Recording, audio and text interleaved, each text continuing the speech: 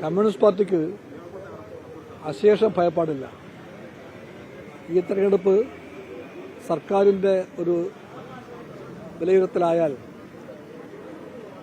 Communist പാർട്ടിക്ക് ഭയപ്പാടില്ല. ആ വിലയിരുത്തലിൽ ജനങ്ങൾ സർക്കാരിനെ അനുകൂലമായി വിലയിരുത്തുമെന്നും രാഷ്ട്രീയമായും വികാരപരമായും സർക്കാർ നയങ്ങളെ പിന്താങ്ങുമെന്നും ഉറപ്പുണ്ട് കമ്മ്യൂണിസ്റ്റ് പാർട്ടിക്ക്. അതുകൂടെ പറഞ്ഞുകൊണ്ടാണ് കഴിഞ്ഞ 9.5 കൊല്ലക്കാലം LDF ഗവൺമെൻറ് ചെയ്ത കാര്യങ്ങളെല്ലാം എണ്ണി പറഞ്ഞുകൊണ്ടാണ് ആ ചെയ്തികളെല്ലാം ഉണ്ടാക്കിയ ജനക്ഷേമത്തെ ചൂണ്ടിക്കാട്ടിയാണ് LDFും കമ്മ്യൂണിസ്റ്റ് പാർട്ടിയും വോട്ട് ആവശ്യപ്പെടുന്നത്. ജനങ്ങൾക്ക് അത് ബോധ്യമാണ്. അവർ LDFിനെ 2 കൈയും കൊണ്ട് പിന്താങ്ങുന്നുണ്ട്. തന്നെ ഇപ്പോൾ മുനമ്പം സമരം അറിഞ്ഞിരുന്നത് അത് നിർത്താനുള്ളൊരു ഘട്ടത്തിലേക്ക് നീങ്ങിയാണ്. അത് രാഷ്ട്രീയമായ മുതലെടുപ്പ് ഏതെങ്കിലും ഘട്ടത്തിൽ ആരെങ്കിലും നടത്തിയതായി തോന്നിയിട്ടുണ്ടോ CPI സംബന്ധിച്ചിടത്തോളം? CPIക്കും ഇടതുപക്ഷത്തിനും വ്യക്തമായി പറയാൻ കഴിയും. ആ സമരത്തിന്റെ ആരംഭകാലം മുതൽ 1-ാം ദിനം മുതൽ കമ്മ്യൂണിസ്റ്റ് പാർട്ടി പറഞ്ഞു, LDF പറഞ്ഞു, മുനമ്പത്തെ മനുഷ്യരുടെ അവകാശങ്ങൾ ഒന്നുപോലും ബലികഴിക്കപ്പെടുകയില്ല. LDF ഗവൺമെന്റ് ആ അവകാശങ്ങളെ പൂർണ്ണമായും പിന്താങ്ങുന്നുണ്ട്. എല്ലാ പ്രതിബന്ധങ്ങളെയും മറികടന്നുകൊണ്ട് മുനമ്പത്തെ പാവങ്ങളുടെ അവകാശങ്ങൾ, ഭൂവകാശങ്ങൾ അത് പരിപാലിക്കപ്പെടും വരെയും അവർക്കൊപ്പം നിൽക്കുമെന്ന് കമ്മ്യൂണിസ്റ്റ് പാർട്ടി പറഞ്ഞു, നിൽക്കുകയും ചെയ്തു. ഇന്നലെ ഇപ്പോൾ കോടതി ഉണ്ടായ നിമിഷം തന്നെ കേരള ഗവൺമെന്റും റവന്യൂ വകുപ്പും അവർക്ക് കോടതി വിധി പ്രകാരമുള്ള കൈവശ രേഖ കൊടുക്കാനുള്ള നടപടി അപ്പോൾ തന്നെ എടുത്തു കഴിഞ്ഞു. മുമ്പും കേരള ഗവൺമെന്റും റവന്യൂ വകുപ്പും അവിടുത്തെ മനുഷ്യരോട് നികുതി പിരിക്കാനുള്ള നിർദ്ദേശം കൊടുത്തതാണ്. അന്നാണ് കോടതി ഇടപെട്ടുകൊണ്ട് അത് അല്പം തടസ്സമുണ്ടായത്. ഗവൺമെന്റ് ആ തടസ്സം മാറ്റിയിരിക്കുന്നു. ബഹുമാനപ്പെട്ട ഹൈക്കോടതിയോട് നന്ദിയുണ്ട് കമ്മ്യൂണിസ്റ്റ് പാർട്ടിക്കും LDFിനും. കമ്മ്യൂണിസ്റ്റ് പാർട്ടിയും LDFും വ്യക്തമായി പറയുന്നു, മുനമ്പത്തെ മനുഷ്യരുടെ കൂടെ നിലകൊണ്ട പാർട്ടി നിലയ്ക്ക് ഈ പാർട്ടി അവരെ എല്ലാവരെയും ഹൃദയപൂർവ്വം അഭിവാദ്യം ചെയ്യുന്നു. ഇത് കഴിഞ്ഞാൽ ഞങ്ങളവിടെ പോകുന്നുണ്ട് അവരെ കാണാൻ വേണ്ടി, മുനമ്പത്തെ മനുഷ്യരെ കാണാൻ വേണ്ടി.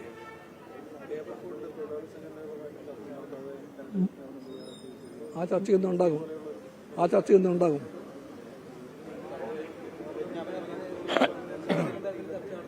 അതേപ്പറ്റി ബഹുമാനപ്പെട്ട മന്ത്രി പറഞ്ഞു കഴിഞ്ഞു. അതിനപ്പുറം ഒന്നും പറയാനില്ല.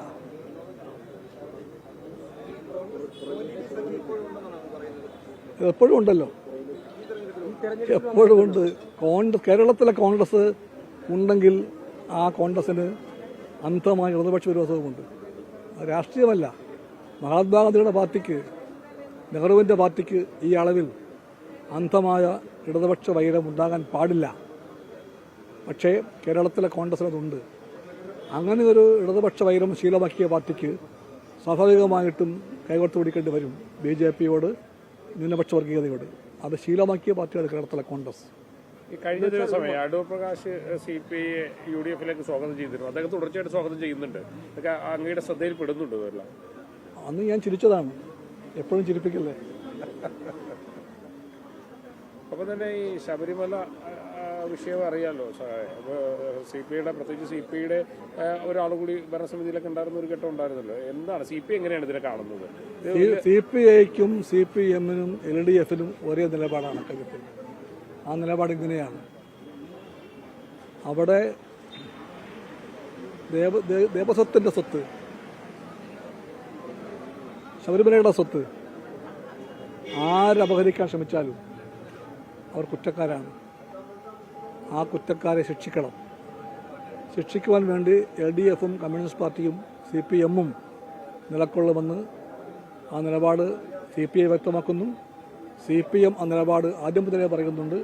ഇതിലെല്ലാം ആശയക്കുഴപ്പമില്ല. ആർ തന്നെ ആയാലും, X ആകട്ടെ Y ആകട്ടെ, ദൈവത്തിന്റെ സ്വത്ത് അപഹരിക്കുന്നവർ ആരായാലും കള്ളന്മാരാണ്,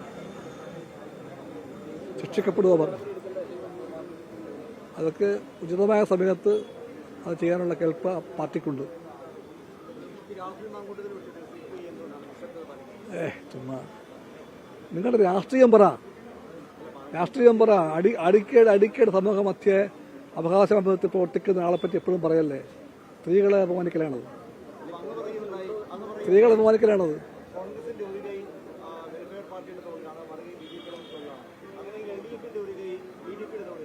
അല്ലല്ല.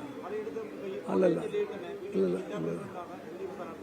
ഇല്ലില്ല CPIക്ക് എവിടെയും ഒരു വർഗീയ പാർട്ടിയുമായും രാഷ്ട്രീയ ബന്ധമില്ല. LDFനും ഇല്ല.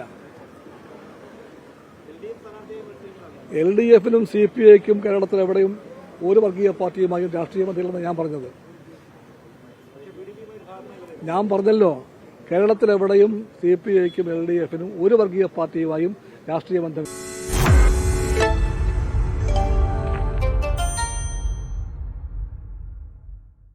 ലോകത്തെവിടെയായാലും ഏത് സമയത്തും 24 വാർത്തകളും ഓഗ്മെന്റഡ് റിയാലിറ്റി പാക്കേജുകളും എക്സ്പ്ലെയിനറുകളും വിശദമായി കാണാൻ ഞങ്ങളുടെ യൂട്യൂബ് ചാനൽ നിങ്ങൾക്ക് സബ്സ്ക്രൈബ് ചെയ്യാം.